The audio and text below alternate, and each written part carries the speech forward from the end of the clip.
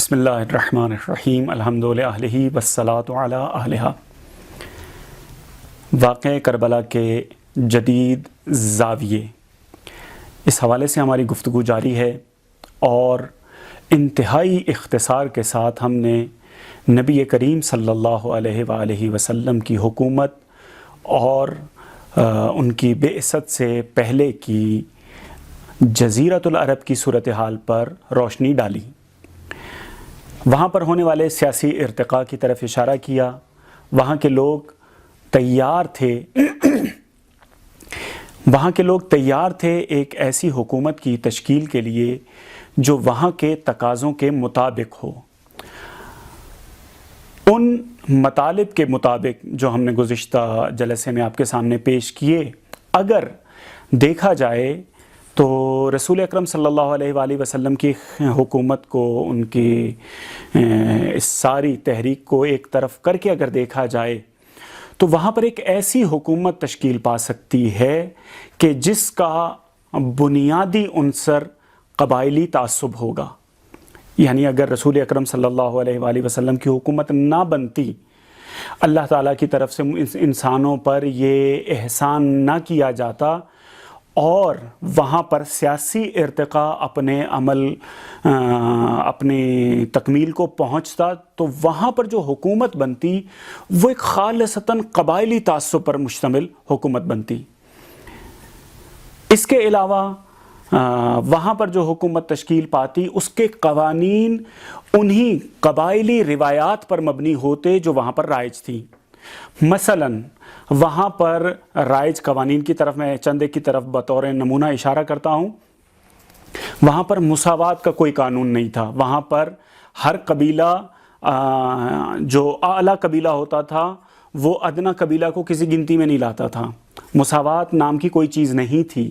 ہمیشہ قبائل کو ان کے کاموں کی بنیاد پر پرکھا جاتا تھا، ان کی شخصیات کی بنیاد پر پرکھا جاتا تھا، ان کے ایسے کام، اہم جنگیں، ان کی شجاعت، ان کی بہادری کی بنیاد پر پرکھا جاتا تھا۔ صرف یہ نہیں کہ قبائل کو ان بنیادوں پر پرکھا جاتا ہو، بلکہ قبائل کے اندر موجود، کسی قبیلے کے اندر موجود افراد کو بھی اسی بنیاد پر دیکھا جاتا تھا۔ لہٰذا مساوات کا کوئی تصور نہیں تھا۔ اگر وہاں پر کوئی ایسی حکومت بنتی تو وہ وہی بالکل زمانہ جاہلیت کی حکومتوں کے مطابق ہوتی، جس میں کاہن کا درجہ بہت زیادہ بلند، جس میں قبیلے کے سردار کا درجہ بہت زیادہ بلند، اور جس میں باقی کچھ ایسی شخصیات کے درجات بلند ہوتے۔ یا جیسے آپ اگر زیادہ بہتر انداز میں دیکھنا چاہیں تو ہندوستان میں بننے والی بعض حکومتوں کی طرف دیکھ سکتے ہیں کہ وہاں پر براہمن ذات اعلیٰ ہے، اور اس کے بعد ادنا ذات، اس کے بعد اور اس سے ادنا اور سب سے پست ذات، حتیٰ کہ بعض افراد ایسے ہیں کہ جنہیں نہ مقدس کتاب پڑھنے کی اجازت ہے، نہ مقدس مقامات پر داخل ہونے کی اجازت ہے۔ تو عرب کی صورتحال بھی ایسی تھی۔ اگر رسول اکرم صلی اللہ علیہ وآلہ وسلم کی حکومت نہ ہوتی تو قطعاً وہاں پر تشکیل پانے والی حکومت خالصتاً قبائلی تعصب پر مشتمل ہوتی۔ وہاں پر صرف اور صرف قبیلہ اور قبیلے کے سردار اور سردار کے خاندان والے لوگوں کو برتری دی جاتی۔ یہ ایک حقیقت۔ وہاں پر جو قانون بنتے، وہاں مساوات ایک طرف، وہاں پر تقسیم کا، چاہے وہ بیت المال کی ہو، مال غنیمت ہو، یا جس قسم کی بھی مالی تقسیم ہے، اس کے اندر بھی انہی کے قبائلی روایات کو تھوڑا سا زیادہ بہتر کر کے پیش کر دیا جاتا۔ زمانہ جاہلیت میں قبائلی روایات کے مطابق یہ ہوتا تھا کہ اگر کوئی قبیلہ کسی دوسرے قبیلے پر حملہ کرتا اور وہاں سے جو مال حاصل ہوتا، وہاں سے جو کنیزیں حاصل ہوتی، وہاں سے جو بھیڑ بکریاں حاصل ہوتی، وہاں سے جو غلام حاصل ہوتے، سب سے پہلا حق قبیلے کے سردار کا ہوتا۔ قبیلے کا سردار آتا اور اپنے حصے کی جو چیزیں اسے پسند ہوتی، اگر کوئی تلوار اچھی لگی تو وہ تلوار لے لیتا، اگر اسے کوئی کنیز اچھی لگی تو وہ کنیز اٹھا لیتا، اگر اسے کوئی مال مویشی اچھا لگا تو وہ لے لیتا۔ جب وہ سب کچھ لے لیتا، اس کے بعد دوسرے درجے کے قبائلی سرداروں کی نوبت آتی، اور آخر میں جو کچھ بچ جاتا تھا وہ باقی قبیلے والے لوگوں میں تقسیم ہو جاتا تھا۔ تو اگر رسول اکرم صلی اللہ علیہ وآلہ وسلم کے بعد کوئی حکومت سے پہلے، یعنی ان کے بغیر کوئی حکومت بنتی، تو اس کی نوعیت ایسی ہوتی، نہ انسانوں میں مساوات ہوتی، نہ انسانوں کے اندر کسی قسم کی برابری کا تصور آتا، چاہے وہ بیت المال میں ہو، چاہے کسی اور چیز میں۔ یہ قانون اس نوعیت کے ہوتے. اچھا، اسی طرح سے انسانوں کی اہمیت بھی نہیں تھی، وہاں پر قبیلے کی اہمیت تھی. یہی قانون عملی طور پر اگر کوئی مملکت بنتی تو اس میں بھی آ جاتا. یہ اس کی طرف ضرور توجہ کیجئے گا. میں جو آخر میں ہم جن نتائج کی طرف بڑھیں گے وہاں پر یہ بہت زیادہ اہم ہوگا. مثلا عربوں کے اندر ایک دستور، ایک رواج یہ تھا کہ اگر ایک شخص دوسرے شخص کو قتل کرتا تھا تو اس کے بعد پھر قبیلہ اپنی برتری کی بنیاد پر دیکھا کرتا تھا. کہتا تھا کہ بھائی ہمارا قبیلہ اعلیٰ ہے، یا جس فرد کو قتل کیا گیا ہے، جو مقتول ہے، وہ قاتل سے اعلیٰ درجے کا تھا، لہٰذا اب اس مقتول کے بدلے میں قاتل قبیلے کے ایک فرد کو قتل نہیں کیا جائے گا، یا صرف قاتل کو قتل نہیں کیا جائے گا بلکہ 10 آدمیوں کو مار دیا جائے گا، یا بلکہ اگر یہاں سردار کو مارا گیا ہے تو اس قبیلے کے سردار کو جواب میں قتل کیا جائے گا. یہ تصورات پائے جاتے تھے. یہ بہت خطرناک تصور ہے. اب آپ اندازہ کریں کہ اگر کسی معاشرے کے اندر قانون یہ ہو کہ اگر کسی شخص نے غلطی سے یا جان بوجھ کے کسی دوسرے قبیلے کے فرد کو قتل کیا ہے اور جواب میں اس قاتل قبیلے کے قاتل کو قتل کرنے کے بجائے سرداروں کو یا بے گناہوں کو 10-15 یا آدھے قبیلے کو قتل کر دیا جائے تو اس کا کیا نتیجہ نکلے گا؟ یہ ہے جاہلیت. یہ تصورات ہیں. اگر رسول اکرم صلی اللہ علیہ وآلہ وسلم سے ہٹ کر مکہ، مدینہ، طائف، حجاز، تہامہ اور ان علاقوں میں کوئی حکومت بنتی، اگرچہ سیاسی شعور آ رہا تھا ان علاقوں میں، لیکن اگر حکومت بنتی تو اس کا نتیجہ قطعاً یہی نکلتا کہ قوانین ایسے ہی بنتے یا اس سے تھوڑے سے کوئی بہتر ہو جاتے کہ آدھا قبیلہ یا پورا قبیلہ تحت ایک کرنے کے بجائے آدھے قبیلے کو مار دیا جائے، یا سردار کے مقابلے میں سردار کو مار دیا جائے. ان تصورات کی بنیاد پر قطعاً ایک ریاست کا قیام عمل میں آتا. لیکن خداوند متعال کا یہ احسان ہے انسانوں پر، بشریت پر، کہ اس نے اپنے آخری محبوب کو، خاتم النبیین حضرت محمد مصطفیٰ صلی اللہ علیہ وآلہ وسلم کو مبعوث برسالت کیا. اب جب نبی کریم صلی اللہ علیہ وآلہ وسلم تشریف لائے، دنیا میں تبلیغ کی، اور مدینے کے اندر پہلی اسلامی ریاست بلکہ الہی ریاست، اس ریاست کو میں پہلے عرض کر چکا ہوں کہ اس ریاست کو ہم کیا نام دے سکتے ہیں؟ ایک طرف علماء اسلام، ایک طرف مورخین، تمام کے تمام شخصیات، بزرگ شخصیات کہتی ہیں کہ خلافت راشدہ کے بعد، یعنی امام حسن مجتبیٰ علیہ الصلوۃ والسلام کے 6 مہینے کی خلافت کے بعد اسلام میں بادشاہت، ملوکیت، سلطنت کا سلسلہ شروع ہوا. رسول اللہ کے بعد سے لے کے امام حسن تک خلافت راشدہ ہے، اور خود رسول اللہ کی حکومت جو ہے وہ ایک الہی حکومت ہے. یہ الہی حکومت جو رسول اکرم صلی اللہ علیہ وآلہ وسلم نے اللہ تعالیٰ کی وحیانی تعلیمات اور وحی پر مبنی تعلیمات کی بنیاد پر تشکیل دی، اس کے قوانین بالکل مختلف ہیں. اس کے قوانین ایسے ہیں جو قیامت تک چلنے والے ہیں. چنانچہ آپ دیکھ سکتے ہیں کہ ان قوانین میں برابری کا تصور ہے کہ تمام مسلمان برابر ہیں. کسی مسلمان کو کسی دوسرے مسلمان پر برتری نہیں ہے. رسول اکرم صلی اللہ علیہ وآلہ وسلم کے نزدیک تمام مسلمان برابر ہیں. اب وہ مسلمان چاہے بعثت کے فوراً بعد ایمان لایا ہو، یا بعثت کے بعد مکے میں ایمان لایا ہو، مدینے میں ایمان لایا ہو، فتح مکہ سے پہلے مسلمان ہوا ہو، مومن ہوا ہو، فتح مکہ کے بعد مسلمان ہوا. رسول اکرم صلی اللہ علیہ وآلہ وسلم نے آخری حج کے موقع پر وضاحت کر دی کہ تمام مسلمان برابر ہیں. یہ برابری کا قانون قیامت تک کے لیے مسلمانوں کے لیے رسول اکرم صلی اللہ علیہ وآلہ وسلم فرما کر گئے ہیں. اچھا، اس کے علاوہ دوسرا مسئلہ نبی کریم صلی اللہ علیہ وآلہ وسلم کی طرف سے جو پیش کیا گیا، وہ چیزیں کہ جو عرب کے یہاں رائج تھیں وہ شروع ہی میں ختم کر دی گئی. پہلی بیعت پر ہی رسول اکرم صلی اللہ علیہ وآلہ وسلم نے ممنوع قرار دے دی، چاہے وہ خلاف عفت عمل ہو، چاہے وہ چوری چکاری ہو، چاہے اس قسم کے جھوٹ اور دیگر بیماریاں ہوں. پہلی بیعت عقبہ اولیٰ یا عقبہ ثانیہ کے اندر رسول اکرم صلی اللہ علیہ وآلہ وسلم نے اہل مدینہ کو بیعت کے موقع پر یہ کلیئر کر دیا تھا کہ آپ لوگوں نے ان بنیادوں پر مسلمان ہونا ہے. تو یہ نئی جو اسلامی ریاست تشکیل پا رہی تھی، الہی ریاست جو تشکیل پا رہی تھی، خدائی مملکت جو بن رہی تھی، اس کے قوانین قیامت تک کے لیے مسلمانوں کے لیے اہمیت کے حامل تھے. اس کے ساتھ ساتھ نبی کریم صلی اللہ علیہ وآلہ وسلم نے ہر قسم کے عربی تعصب کو ختم کر دیا۔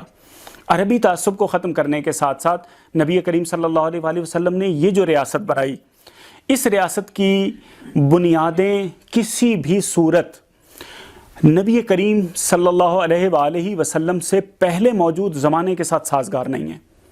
یہ بالکل ایسی بنیادیں ہیں جن کا عرب کی اس دنیا میں تصور نہیں کیا جا سکتا۔ کیوں کر تصور کیا جا سکتا ہے کہ وہ عرب قبیلے، وہ عرب لوگ کہ جن کی گزر بسر بہت سارے لوگوں کی چوری چکاری پر ہوا کرتی تھی، ڈاکوں پر ہوا کرتی تھی، ان کو ایک دم سے کہہ دیا جائے، ان کی یہ ایسی تربیت کر دی جائے کہ آج کے بعد سے کوئی چوری نہیں کرے گا، آج کے بعد سے اسلام لانے کے بعد کسی کا حق نہیں چھینا جائے گا۔ یہ ارتقاء، یہ الہی ارتقاء ہے، یہ رسول اکرم صلی اللہ علیہ وآلہ وسلم تشکیل دے رہے ہیں۔ اس ریاست کو، اس مملکت کو، اس حکومت کو، اس ملک کو ہم الہی ملک کہہ سکتے ہیں۔ یہ رسول اکرم صلی اللہ علیہ وآلہ وسلم نے تشکیل دیا۔ یہاں تک ہم رسول اکرم صلی اللہ علیہ وآلہ وسلم کی ریاست سے مختصراً آشنا ہوئے۔ رسول اکرم صلی اللہ علیہ وآلہ وسلم کی ریاست کے، یا پاکستان کے اندر آج کل ریاست مدینہ بھی کہا جاتا ہے، لیکن وہ اس کے ابھی نقوش، اس کی حدود و قیود معین نہیں ہو پائی ہیں، تو لہٰذا ریاست مدینہ کے حوالے سے ہم بات نہیں کریں گے۔ لیکن اگر اس کا سب سے اہم حصہ یعنی رسول اکرم صلی اللہ علیہ وآلہ وسلم ہیں، تو اس کے یہی بنیادی عناصر ہیں، جس میں نہ تعصب ہے، جس میں مساوات ہیں، جس میں کالے کو گورے پر کوئی برتری نہیں ہے، جس میں عرب کو عجم پر کوئی برتری نہیں ہے، جس میں تمام مسلمان برابر ہیں، جس میں عدل ہے، جس میں عدالت ہے۔ یہ تمام چیزوں کے ساتھ اس حکومت کا قیام عمل میں آتا ہے۔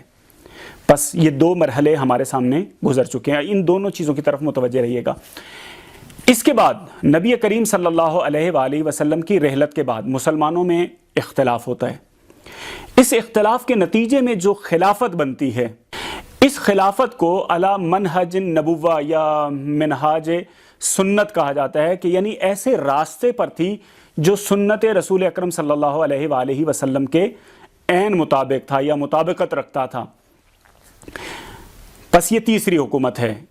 اس کے بعد ایک اور سلسلے کا آغاز ہوتا ہے جسے سلطنت کہا جاتا ہے، جسے بادشاہت کہا جاتا ہے، جو امیر معاویہ سے شروع ہوتی ہے، حضرت علی علیہ السلام کی شہادت کے بعد یا امام حسن مجتبیٰ علیہ السلام کی صلح کے بعد۔ یہاں سے سوال یہ پیدا ہوتا ہے کہ وہ کون سے عناصر ہیں کہ جن کی بنیاد پر آپ ان تینوں مملکتوں کو، ان تینوں حکومتوں کو علیحدہ علیحدہ نام دینے پر مجبور ہیں۔ یہ کیا وجہ ہے کہ مسلمان، اگر آپ زمانہ جاہلیت کو بھی ملا لیں، یہ کیا وجہ ہے کہ ان چار پیریڈ میں جو حکومتیں تشکیل پا رہی ہیں ان کو علیحدہ عنوان کیوں دیا جا رہا ہے کہ آپ زمانہ جاہلیت قرار دے رہے ہیں ایک پیریڈ کو جو رسول اللہ سے پہلے ہے؟ رسول اللہ کی حکومت ایک مستقل حکومت ہے، الہی حکومت ہے۔ رسول اللہ کے بعد والی حکومت کو آپ الہی حکومت نہیں بلکہ خلافت راشدہ کا نام دیتے ہیں، اور خلافت راشدہ کے بعد جو حکومت تشکیل پاتی ہے اسے بادشاہت کا، سلطنت کا اور اس قسم کے دیگر ناموں سے پکارتے ہیں۔ تو اس کا مطلب یہ ہے کہ سیاسی طور پر یا علم سیاسیات کی روشنی میں ان تمام پیریڈز میں، ان تمام حصوں میں کچھ نہ کچھ تفاوت ہے، کچھ نہ کچھ فرق ہے۔ ایسا نہیں ہے کہ خلافت راشدہ اور سلطنت ابو امیہ، بنی امیہ یہ بالکل ایک ہیں، ایسا قطعا نہیں ہے۔ اس کا مطلب ہے کہ کچھ نہ کچھ فرق ہے۔ اب اگر سوال یہ کیا جائے کیا فرق بادشاہ کے انتخاب پر مبنی ہے صرف، یعنی خلافت راشدہ میں اور سلطنت امیہ میں یا بادشاہت بنی امیہ کے اندر فرق صرف اور صرف انتخاب خلیفہ میں ہے، اس لیے ادھر خلافت راشدہ کہتے ہیں، ادھر ہم سلطنت بنی امیہ کہتے ہیں، کیا صرف یہ فرق ہے؟ تو قطعاً یہ فرق نہیں ہے۔ اس لیے کہ اگر یہ فرق ہوتا، یعنی صرف اور صرف نوع انتخاب خلیفہ کے انتخاب کا طریقہ کار مختلف ہونے کی وجہ سے ایک کو سلطنت کہیں اور دوسرے کو خلافت راشدہ کہیں، تو یہ ممکن نہیں ہے۔ کیوں؟ اس لیے کہ ہمیں خلافت راشدہ میں جو چار خلیفہ ہیں یا امام حسن مجتبی علیہ الصلوۃ والسلام کو ملا کر 5 خلیفہ بنتے ہیں، ان میں تمام کا انتخاب مختلف طریقے کا ہے۔ حضرت ابو بکر کو جس طرح سے انتخاب کیا گیا ہے ویسے حضرت عمر کو انتخاب نہیں کیا گیا، جس طرح سے حضرت عمر کو تحریر کے ذریعے سے انتخاب کیا گیا ویسے حضرت عثمان کو انتخاب نہیں کیا گیا۔ حضرت عثمان کو شورا کے ذریعے سے انتخاب کیا گیا ہے، تو حضرت علی علیہ الصلوۃ والسلام کو ایک جمہوری طریقے سے اور بیعت کے ذریعے سے انتخاب کیا گیا ہے۔ تو گویا کہ تمام کے تمام چاروں خلفاء کا یا امام حسن مجتبی علیہ الصلوۃ والسلام کا، ان تمام خلفاء کا طریقہ انتخاب مختلف ہے۔ تو کیا طریقہ انتخاب مختلف ہونے کی بنیاد پر آپ سلطنت بنی امیہ کو خلافت راشدہ سے نکال دیں گے، یا آپ کو تسلیم کرنا پڑے گا؟ ہمیں یہ دیکھنا پڑے گا کہ بالآخر خلافت راشدہ میں اور سلطنت بنی امیہ میں، بادشاہت بنی امیہ میں کچھ بنیادی عناصر کا فرق ہے۔ وہ بنیادی عناصر کون سے ہیں؟ وہ ایسی کیا چیز ہے کہ جو حکومت اموی حکومت جو ہے اس میں موجود ہے، خلافت راشدہ یا رسول اکرم صلی اللہ علیہ وآلہ وسلم کی حکومت میں موجود نہیں ہے؟ اگر ہم ان چیزوں کا جائزہ لینا چاہیں تو ایک مسئلہ یہ پیش آتا ہے کہ خلافت راشدہ کے حوالے سے گفتگو کرتے ہوئے بعض ہمارے احباب کے لیے تھوڑا سا تکلیف دہ ہوتا ہے، تو لہٰذا یہ اختلافی مسئلہ ہونے کی بنیاد پر اس کے بارے میں ہم گفتگو نہیں کریں گے، بلکہ ہم کوشش یہ کریں گے کہ سلطنت بنی امیہ کو، حکومت بنی امیہ کو، بادشاہت بنی امیہ کو، رسول اکرم صلی اللہ علیہ وآلہ وسلم کی حکومت اور زمانہ جاہلیت کی حکومت، ان کے ساتھ ایک موازنہ کر کے دیکھیں اور یہ دیکھیں کہ اموی سلطنت کو سلطنت کیوں کہا جا رہا ہے، رسول اکرم صلی اللہ علیہ وآلہ وسلم کی حکومت کو اور خلافت راشدہ کو مقدس نام کیوں دیے جا رہے ہیں، زمانہ جاہلیت کی حکومت کو منفور کیوں سمجھا جا رہا ہے۔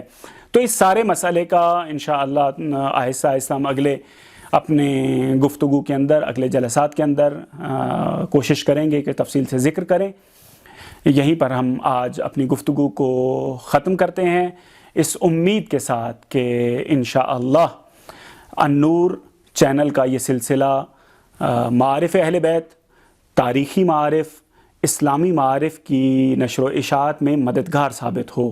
یہ ٹیم، یہ افراد جو اس سارے سلسلے کو آگے بڑھا رہے ہیں، ہم ان کے لیے اور اپنے احباب کے لیے خصوصی دعا کرتے ہیں کہ خداوند متعال محمد و آل محمد علیہ الصلوۃ والسلام کے صدقے ان کی توفیقات خیر میں اضافہ فرمائے۔ والسلام علیکم ورحمۃ اللہ وبرکاتہ۔